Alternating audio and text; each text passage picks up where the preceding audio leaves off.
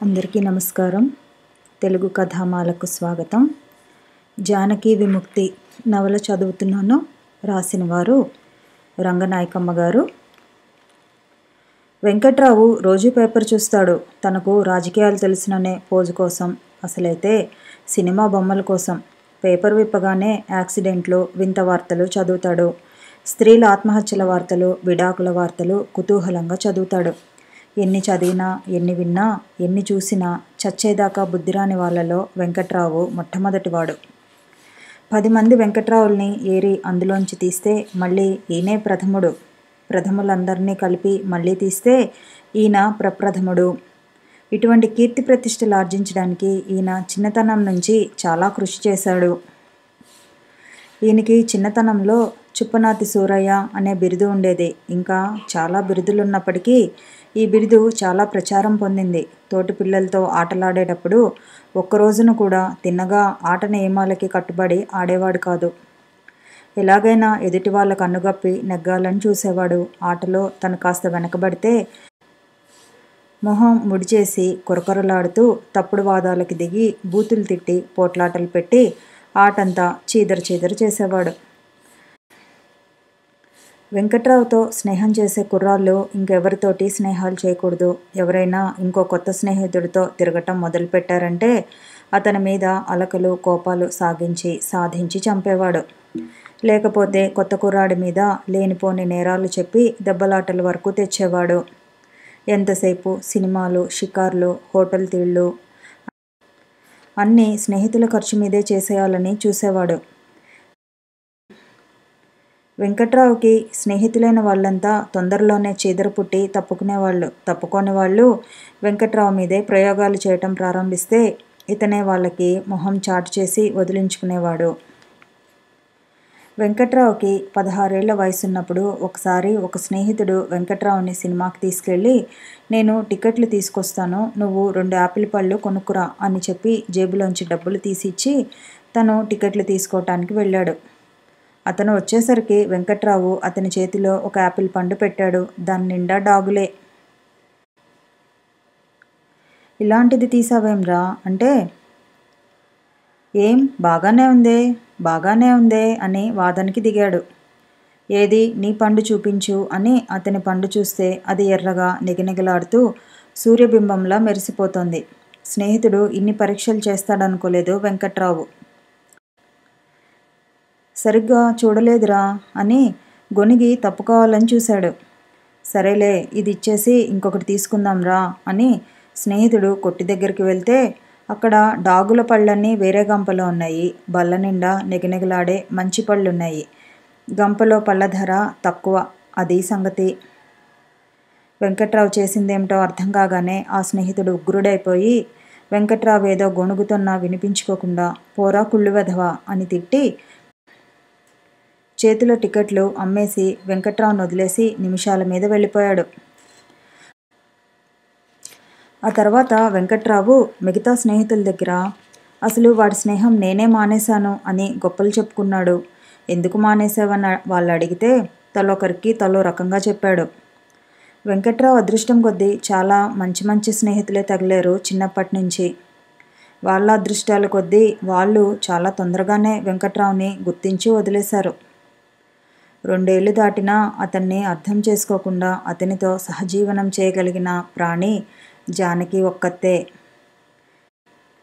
చెదలపుట్ట ఏది దగ్గరికి చేరితే దానివైపుకే పాకేటట్టు వెంకట్రావు బుర్రలో చెద పెళ్లి కుదిరిన దగ్గర నుంచి జానకి వైపు పాకటం మొదలుపెట్టింది. తనకు పెళ్ళవుతుందని, భార్య వస్తుందని అనుకున్నప్పుడు అతనికి వచ్చిన మొదటి ఆలోచన భార్యని అదుపులో పెట్టాలని. హైదరాబాద్ సంబంధం అనుకున్నప్పుడు మొదట్లో కొంచెం జంకాడు. హైదరాబాద్లో పెరిగిన పిల్ల మాట వింటుందా అని. ఆడది మాట వినకపోతే మొగాడేం చేస్తాడో గుర్తొచ్చి ఆ జంకు పోయింది. వెంకట్రావు మేనమామలకి పెద్ద పేరు. పెళ్ళాల్ని అదుపులో పెట్టగలరని, ఆడదాన్ని అదుపులో పెట్టడంలో మేనమామల్లాగా కీర్తి తెచ్చుకోవాలని చిన్నప్పటి నుంచి వెంకట్రావుకి అభిలాష.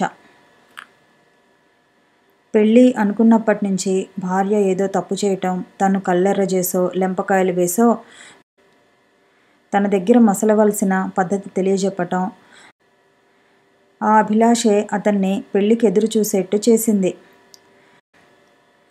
చదువుకున్న పిల్ల అనగానే అతనికి ఇంకో శంక కూడా పొడచూపింది. నీతిగా ఉన్నదేనా అని.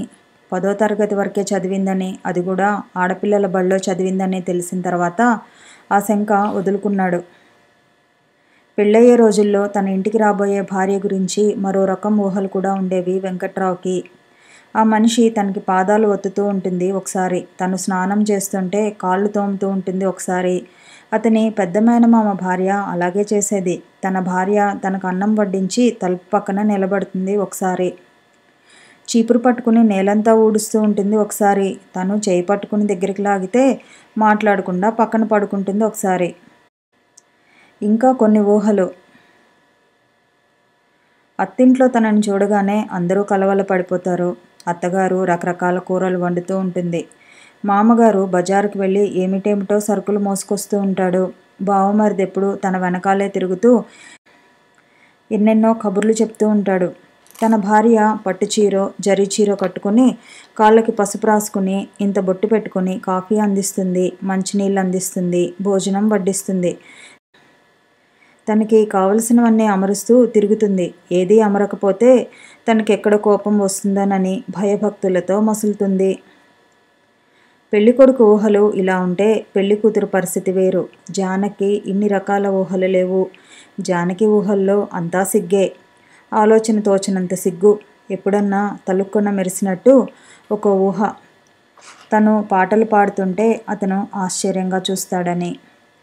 జానకి చక్కగా పాడుతుంది. జానకి తండ్రికి సంగీతం అంటే ప్రాణం. ఆయన వీణ వాయించేవాడు.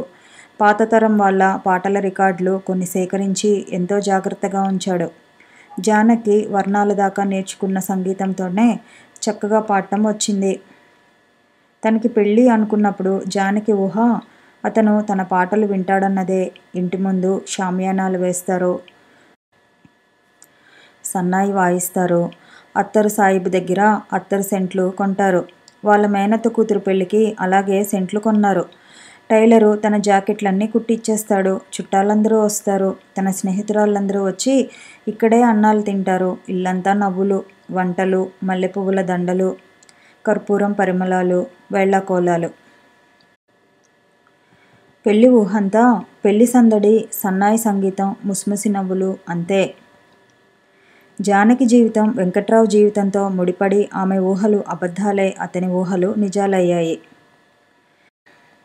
వెంకట్రావు మొట్టమొదటిసారి హైదరాబాద్ చూడటం పెళ్లికి వచ్చినప్పుడే.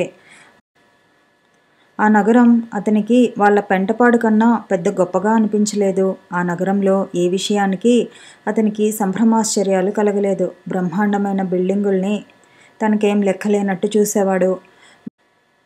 మా ఊళ్ళో కన్నా ఇక్కడ 4 డాబాలు ఎక్కువేశారు అంతే అన్నాడు ఆబిడ్స్లో నడుస్తూ. పెంటపాడునే అతను మా ఊరు అంటాడు. బెజవాడ అతనికి పరాయి ఊరే. పెంటపాడు అంత పెద్దదా అంది జానకి ఒకసారి. అప్పటికి జానకి పెంటపాడు చూడలేదు.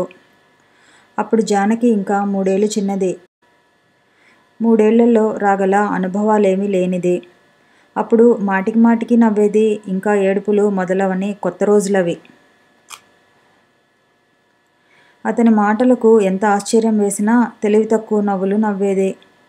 వెంకట్రావు మనుషుల్ని చూస్తేనే కాదు, వెడల్పాటి రోడ్లను చూసినా, పెద్ద పెద్ద బిల్డింగులను చూసినా, నాగరికమైన సినిమా థియేటర్లను చూసినా, పక్షుల్లా ఎగిరే విమానాలను చూసినా, దేన్ని చూసినా అసూయే. దేని అందాన్ని ఒప్పుకోలేడు, దేని ఔన్నత్యాన్ని భరించలేడు. అతను మొదటిసారి అత్తగారింటికి వచ్చినప్పుడు గంట గంటకి ఇళ్ల మీద నుంచి విమానాలు ఎగరటం చూసి, అబ్బా ఇదేం మోత, వెధవ విమానాలు, ఎలా ఉంటున్నారు ఈ ఊళ్ళో అని విసుక్కునేవాడు. విమానాలంటే తనకేం లక్ష్యం లేనట్టు. అతను అలా అనటం సత్యం 4-5 సార్లు విని ఒకసారి నవ్వుతూ, మా కో-లెక్చరరు ఉండేవాళ్ళండి, సినిమా పాటలు రాయటానికి మద్రాసు పోతూ ఉంటాడు విమానాల మీద. ఫ్లైట్లో వచ్చానోయ్, ఫ్లైట్లో వెళ్ళానోయ్, అబ్బా గంటసేపు కూర్చోవాలి విమానంలో, బోర్ కొట్టేస్తుంది అనేవాడు క్లాసుకి రాగానే. అలా ఉన్నాయి మీ మాటలు అన్నాడు. సత్యం ఇప్పటికీ విమానాలు ఎగురుతుంటే చిన్నప్పుడు చూసినట్టే ఆశ్చర్యంగా చూస్తాడు. సత్యం అలా అన్నప్పటి నుంచి విమానాల గురించి వెంకట్రావు మళ్ళీ కిక్కురుమనలేదు. ఇంట్లో సత్యం ఉన్నాడంటే నోరెత్తేవాడే కాడు. మీ అన్నయ్య అంత పొగరుమొత్తనంగా మాట్లాడేస్తాడేం, మంచి మర్యాద లేకుండా అని జానకి దగ్గర గొనిగాడు. అప్పటికా పురుషోత్తముడింకా చిన్న చిన్న సణుగుళ్లలోనే గొణుగుళ్లలోనే ఉన్నాడు. సత్యం 2-3 రోజుల్లోనే వెంకట్రావు తత్వం కనిపెట్టాడు గాని జానకి జీవితానికి అతను ఇంత పెద్ద విధాత అవుతాడు అనుకోలేదు.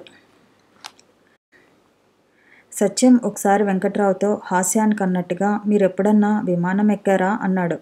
వెంకట్రావు కంగారుపడి విమానం ఎక్కలేదంటే తనకు అవమానం అనుకొని ఆ ఎక్కకపోవటమే తనకి గొప్పైనట్టు ఛీ నేనెప్పుడూ ఎక్కలేదు అనేశాడు నిర్లక్ష్యంగా. ఎక్కకపోతే సరేలేండి, ఛీ అన్నారెందుకు అని పట్టుకున్నాడు సత్యం. వెంకట్రావు కాసేపు ఎటెటో తిప్పి నేనసలు ఛీ అనలేదు అన్నాడు. మీరు ఛీ అన్నారుగా అని జానకి ముసిముసి నవ్వులతో సాక్ష్యమిచ్చింది. అన్నా చెల్లెళ్ళిద్దరూ ఒకటే అబద్ధాలాడితే నేనేం చేయను అని వెంకట్రావు మొహం ముడుచుకున్నాడు.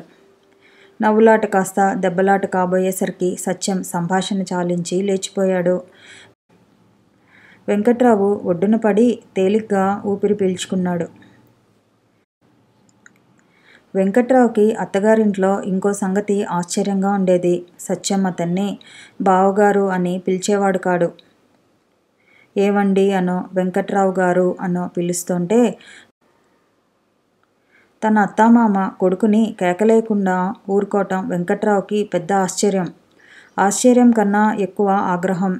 ఒకసారి జానకి దగ్గర సణిగాడు. మీ అన్న పిలుస్తున్నాడుగా పేరెట్టి, నువ్వు కూడా అలాగే పిలువు వెంకట్రావు గారు అను. అసలు ఎందుకలా పిలుస్తాడు, బావగారండి అనడేం అని గుచ్చి అడిగాడు. ఏమో అని జానకి ఒక తెలివి తక్కువ నవ్వు నవ్వేసింది. అత్తారింట్లో తనతో సరసల్లాపాలాడే మరదళ్ళు లేనందుకు కూడా వెంకట్రావు చాలా చింతించేవాడు. నీకు అక్కచెల్లెళ్ళ వరుస అయ్యే వాళ్ళెవరూ లేరా ఈ ఊళ్ళో అని చాలాసార్లు నిరుత్సాహంగా అడిగేవాడు. మా ఊళ్ళో అయితే కొత్తల్లుణ్ణి ఒకచోట కూర్చొనిస్తారా నుంచొనిస్తారా, ఎక్కడ కూర్చోవాలన్నా భయమే, ఏది తినాలన్నా భయమే అన్నాడు సంతోషంగా. ఏం చేస్తారు అని జానకి తెల్లబోయింది. తమ పెద్దమ్మగారు అల్లుడొచ్చినప్పుడు తను వాసంతి కలిసి ఎన్నెన్ని వేళాకోళాలు చేశారో వర్ణించుకొచ్చాడు. గారెల్లో బూడిద కలిపి వండేవారట, అన్నం దగ్గర గ్లాసుతో కుడితి నీళ్లు పెట్టేవారట, పక్క దుప్పటికి దురద గుండాకు రాసేవారట. జానకి చీదరించుకొని ఛీ అవేం పనులు, అలా ఇబ్బంది పెడితే పాపం ఆయనకి ఏం బాగుంటుంది అని వాపోయింది. ఏడ్సావులే, ఇబ్బందేమిటి, పెళ్ళైన కొత్తలో కాకపోతే ఆ సరదా మళ్ళీ రమ్మంటే వస్తుందా అని దబాయించాడు. ఒక్కోసారి సరసంలాగా, ఒక్కోసారి వేళాకోళంలాగా, ఒక్కోసారి మందలింపులాగా ఏడ్సావులే, నీ మొహంలే, పళ్ళు రాలగొడితే సరి, నోరు మూసుకో అనే మాటలు నిస్సంకోచంగా అనేసేవాడు. పెళ్ళయ్యాక వారం రోజులకే ఈ రకం మాటలన్నీ అతను తనని అంటే వినటం జానకి అలవాటైంది. ఒక్కోసారి మొహం చిన్నబుచ్చుకున్నా ఎక్కువసార్లు ముసిముసి నవ్వులు నవ్వేది. కథ కొనసాగుతుంది. మళ్ళీ కలుసుకుందాము. ఈ వీడియో నచ్చితే లైక్ చేయండి, షేర్ చేయండి, కామెంట్ చేయండి, ఛానల్ని సబ్స్క్రైబ్ చేయండి.